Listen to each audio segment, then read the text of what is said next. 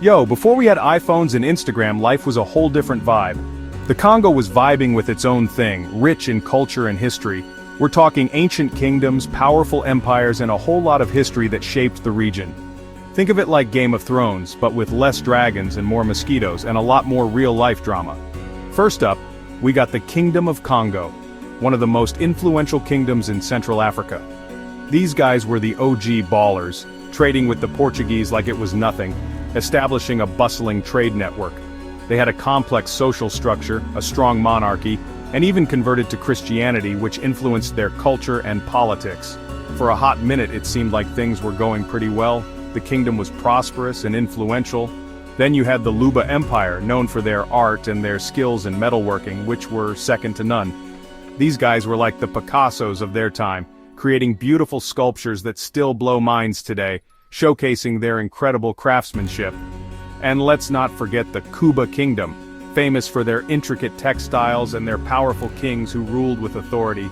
But it wasn't all sunshine and rainbows. The region saw its fair share of conflicts and challenges. Just like any good episode of Game of Thrones, there were power struggles, rivalries, and the occasional epic battle that shaped the course of history. But through it all, the people of the Congo persevered, creating vibrant cultures and leaving their mark on history. Their legacy continues to influence the region and the world today. Now let's talk about the Europeans. These guys showed up in the 15th century like, hey, what's up with this massive, resource-rich continent? They were initially interested in trading, especially for ivory and slaves, because, colonialism. But it wasn't long before their greed took over. They saw the Congo with its vast reserves of rubber, diamonds, and other precious resources, and they wanted it all for themselves. It was like finding out your neighbor's backyard was full of gold mines. Enter King Leopold II of Belgium, a man with a mustache so magnificent it could have its own zip code. But beyond his impressive facial hair, he was also a man with a thirst for power and a complete disregard for human life. Leopold's ambitions were not confined to Belgium. He had his eyes set on Africa. Leopold convinced the other European powers that he was just trying to help the Congo.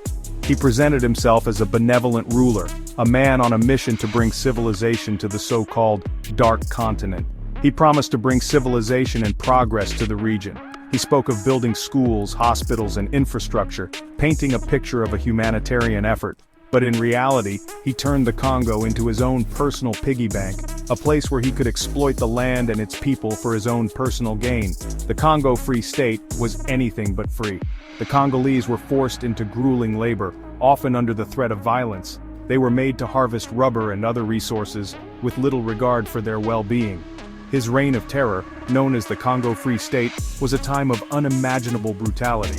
Forced labor, torture, and murder were commonplace.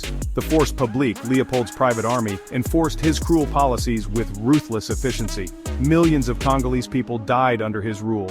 The death toll was staggering, a grim testament to the horrors inflicted upon the population. It was like a horror movie, except it was real life, and it was happening in the heart of Africa.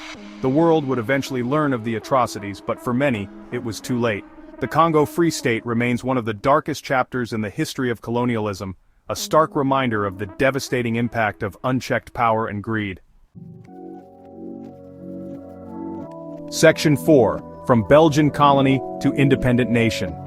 After years of international outcry, Leopold was finally forced to hand over control of the Congo to the Belgian government. But while the Belgians weren't quite as openly brutal as Leopold, they still ran a pretty tight ship. They controlled the economy, the government, and pretty much every aspect of Congolese life. But the spirit of the Congolese people couldn't be suppressed forever. Inspired by independence movements across Africa, they began to demand their freedom. And in 1960, after decades of struggle, the Congo finally gained its independence. Section 5. The Rise and Fall of Mobutu, Dictatorship and Chaos. Independence should have been a time of celebration, a chance for the Congo to finally chart its own course. But things didn't exactly go according to plan. Political instability, ethnic tensions, and Cold War meddling all contributed to a chaotic situation. And then came Mobutu Sese Seko, a military officer with a taste for leopard print hats and absolute power. He seized control of the country in a coup and renamed it Zaire. Mobutu was a master of manipulation. playing different factions against each other while enriching himself and his cronies. He stayed in power for over 3 decades, ruling with an iron fist. Corruption was rampant, human rights abuses were widespread, and the economy went down the drain. It was like a never-ending hangover after a wild party. Section 6. War in the Heart of Africa, Conflict and Instability. By the mid-1990s, Mobutu's grip on power was weakening. The country was in shambles, and people were fed up. Rebel groups, backed by neighboring countries with their own agendas, began to emerge. What followed was a series of devastating conflicts known as the Congo Wars. Millions of people were killed, and millions more were displaced from their homes. It was a humanitarian catastrophe of epic proportions. Section 7. The DRC today, Challenges and Opportunities. Today the DRC is still struggling to overcome the legacy of its turbulent past. Decades of conflict have left deep scars on the nation, affecting every aspect of life. The infrastructure is in dire need of repair, and the social fabric has been stretched thin. The memories of the Congo Wars still linger, casting a long shadow over the present. Armed groups continue to operate in the east of the country, and corruption remains a major problem. These issues create a cycle of instability that is hard to break. The presence of these armed groups disrupts daily life and hampers development efforts. Corruption, on the other hand, erodes trust in institutions and makes it difficult to implement effective governance.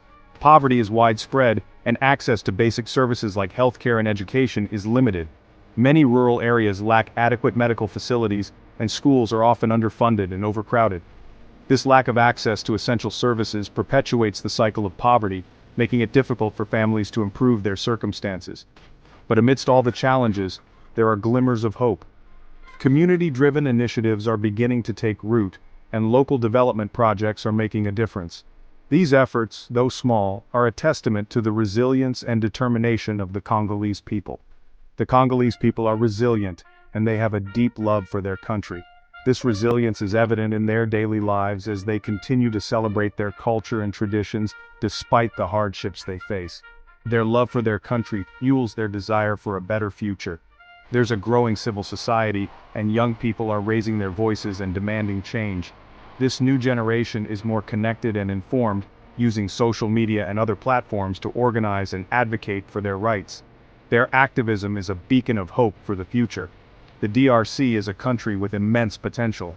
Its natural beauty and rich resources are unparalleled. The fertile land offers opportunities for agriculture, and the vibrant streets of Kinshasa reflect the dynamic spirit of its people. It has vast natural resources, fertile land, and a young and dynamic population. These assets, if properly managed, could transform the country. The youth in particular represent a significant force for change, with their energy and innovative ideas. With the right leadership and support from the international community, the Congo has the potential to overcome its past and build a brighter future for all its people. International aid and partnerships can play a crucial role in this transformation, providing the necessary resources and expertise. It's a story that's still being written, a story of resilience, hope, and the enduring spirit of the Congolese people. Stay tuned. The journey is far from over, and the world watches as the DRC continues to strive for a better tomorrow.